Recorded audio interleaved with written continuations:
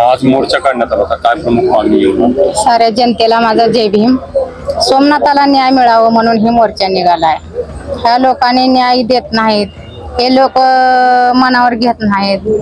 सोमनाथाला, विजय वाकुडे बाबाला न्याय भेटला पाहिजे म्हणून हे आपले सर्व जनता हे न्यायासाठी सगळे धावपळ करतात।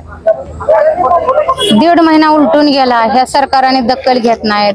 आज वकील होणार माझा सोमनाथ होता, त्याला मारून टाकायचं ह्याने 2 दिवसामध्ये 4 दिवसामध्ये ह्याने एकच गोरबाण नाही, त्याच्या मागे 10 आहेत दुसरे।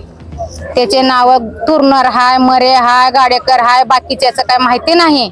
हे सगळे पोलीस लोक माझ्या सोमनाथाला असं गेराटा घालून मध्ये घेऊन माझ्या सोमनाथाला मारहाण करून ह्या पोलीस लोकांनी मर्डर केल्यात आणि आता न्याय द्यायला मागे पुढे बघतात। मी न्याय घेतल्याशिवाय राहणार नाही आणि गप्प बसणार नाही।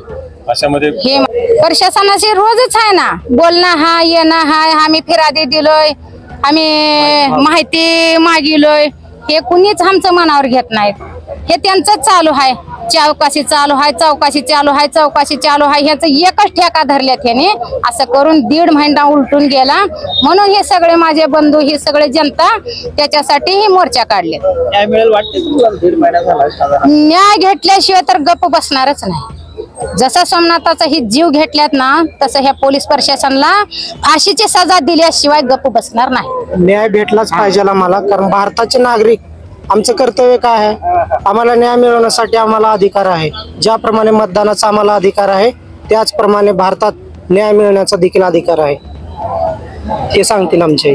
आणि साहेबांना मी एक विनंती केली की तुमच्याकडे आतापर्यंत 1001 निवेदन आले असतील, अनेक गट्टे पडले असतील, पण या निवेदनाला तर तुम्ही सिरियस घ्या, कचऱ्यामध्ये नका टाकू म्हणून मी त्यांना विनंती केलेली आहे।